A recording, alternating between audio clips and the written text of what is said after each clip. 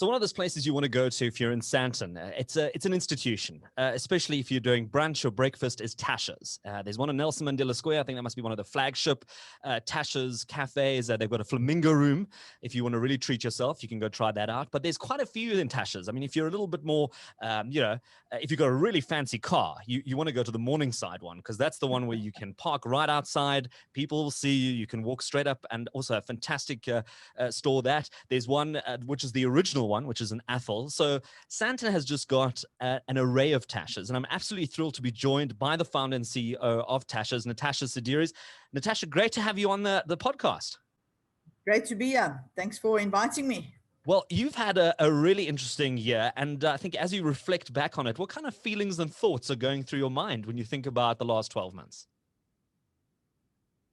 Well, I mean, obviously COVID is forefront, and at the same time, I managed to buy my business back. So a very stressful year, but as well as quite a positive year for me. And I am extremely proud of the way my team and I and my franchisees and partners actually handled the crisis. I think we did pretty well rallying together going into it, and we are slowly coming out of it. So I think mixed emotions, a little bit of sadness, and as well as a bit of elation. Now, you mentioned you bought back your business. I mean, was that a great move for you if you look back on that now? Yeah, I think a really good move. I had a great partnership with Famous Brands. In particular, I had an unbelievable relationship with Kevin Hedderwick while he was at the helm. And then, of course, Darren Healy became a very close friend. We worked well together, but I always wanted to buy my birthright back. It is named after me. My brother and I have built this business for the last 16 years. TASHAS will be 16 years old in September. Wow. So the last couple of years, we've been trying to buy the business back, and we eventually managed to conclude a deal. So good. I mean, your original store, I mentioned it, started off in Atholl right here in Sandton. I mean, do you get a chance to come back to the store regularly and kind of see where it all started?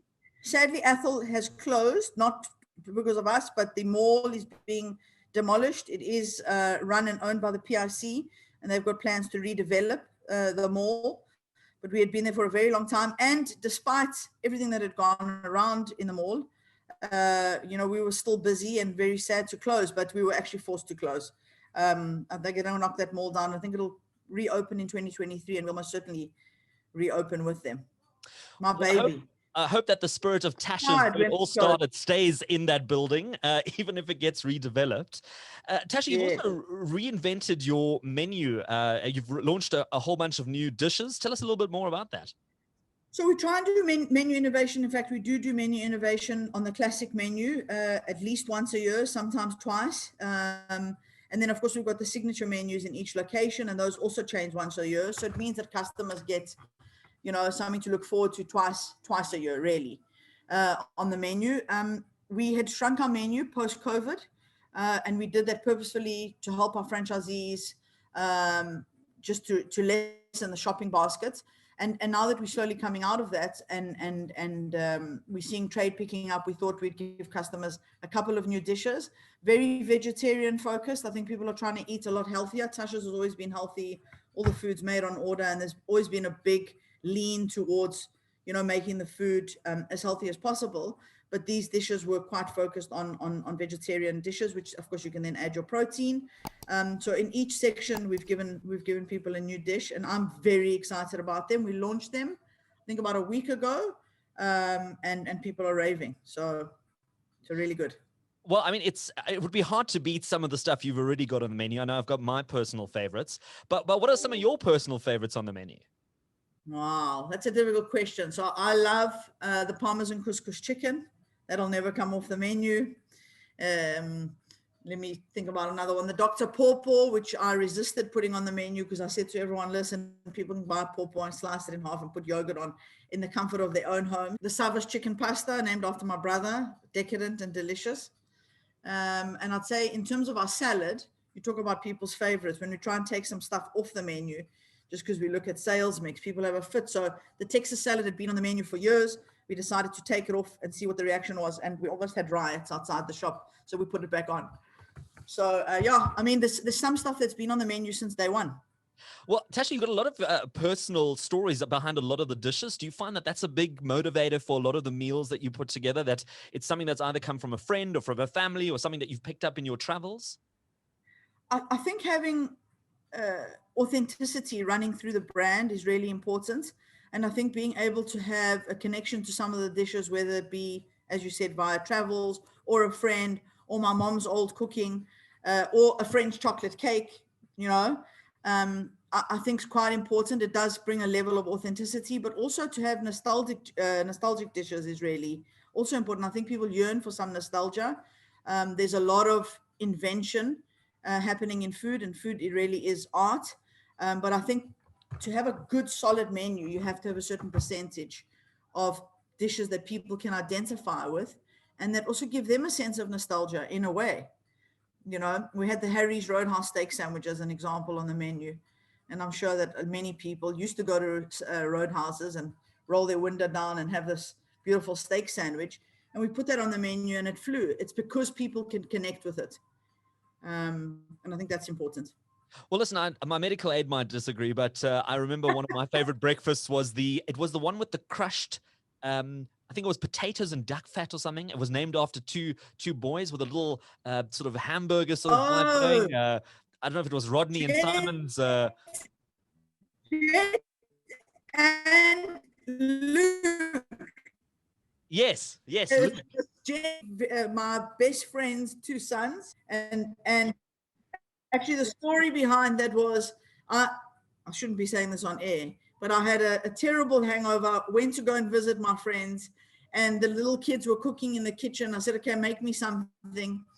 And they put together this unbelievable breakfast, which is those two little breakfast rolls with bacon and egg and the rockets and those crushed baby potatoes in the fat. Yeah, that is one of my absolute favorite breakfasts. Yeah. What are some of the meals that you find people asking for time and time again? Our butternut salad that people absolutely love. But I do options on the menu. People are really taking care of themselves and their bodies. And that's why with these 6 new dishes that we put on the menu and the smoothies that we put on the back of the menu, on the drinks offering, we really try to focus on health being part of it. Well, you've moved TASHAS into different markets, so it's not just sort of South Africa who's been able to enjoy some of your meals. You've gone into the Middle East as well. Do you find that the brand and its offering translates equally into those territories, or are you finding that you're having to change a lot of the menu items? No, I mean, that's actually quite a good question. We had grappled with whether we should be trying to cater more to the Middle East palate, and we actually decided not to do that. It's like, I suppose, going to Greece and trying to teach a Greek person how to cook Greek food. So we just stuck to our original format and decided that we would go with Tasha's original as it is, and it's worked. Again, I think that's part of the authenticity. You know, it's just not trying to adapt too much. I also think there's a danger in restaurant trying to be all things to all people. So we certainly didn't go to the Middle East and say we're going to start doing a whole range of Middle Eastern food, because that would have felt inauthentic. Absolutely. And I mean, I suppose it's not our game. It's a very wise move, I would probably say. And do you find that a lot of the support also comes from South African expats that are finding themselves in those territories and saying, listen, you know, I miss a slice of home. Let me go pull in for a coffee and maybe the salmon scrambler? We have a lot of South Africans who frequent our stores, especially in the more expat areas. I'd say probably 50-50 splits between expats and a lot of those being South Africans. And we have a very, very great local following. The Emiratis love our brand, come from South Africa. They absolutely love it. I mean, we've been there for six years, so it's become a household brand there. Tasha, if you had a choice to open the store in any other country, is there any dream country that you've always wanted to take the TASHAS brand to? Global, everywhere. Anywhere and everywhere. No, listen, we'd love to be in the UK. It is a very tough market. Everywhere, anywhere and everywhere. No, I think, you know, we look at a couple of places in Europe. I'd love to open one in Paris. London's certainly a market that we'd love to be in. Tough barriers to entry for the UK market, very, very difficult. But certainly, I think for us, our big focus now is the Middle East. I think given where the world is at the moment and all of the uncertainty around this pandemic, I also think it's important to focus. So, you know, when we're looking at our South African stores, we're saying which stores are still in unbelievable locations and which stores maybe do we want to sort of relocate, which stores do we need to renovate. We spend a lot of money on our interiors. As you know, interiors are a big part of our success. So we're renovating Hyde Park, we're renovating Bedford View, we've just finished renovating Melrose and Nickel Way. So just keeping the stores looking fresh. And then, for example, Atholl Square, saying, okay, well, that one's shut down now, and where do we move it to? But really just consolidating South Africa and then focusing on the Middle East. Well, I mean, you've touched on it now. Any other sort of plans in the pipeline for 2021? Now, what's your outlook for the rest of the year?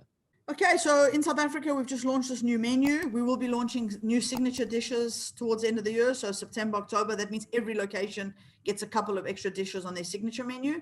A massive renovation at Hyde Park. And when I say massive, I mean massive, a complete reimagining of the space with a food emporium component to it. So beautiful breads, unbelievable ice creams, a massive retail section. You'll be able to come and shop, flowers, you name it, you'll be able to come and get it at the store.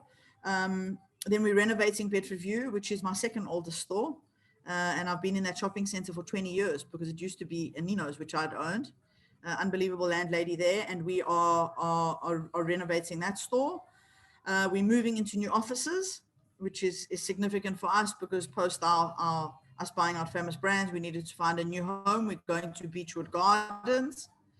And then just focusing on consolidation in the Middle East, and that's it. Well, Natasha, I think that sounds like quite a menu, talking about menus of things that you need to get done in 2021. And I really appreciate you making the time to chat to us today. She's the founder and CEO of TASHAS, Natasha Sideris. Thank you so much. And I hope I get to chat to you again later this year. Alex, thank you so much.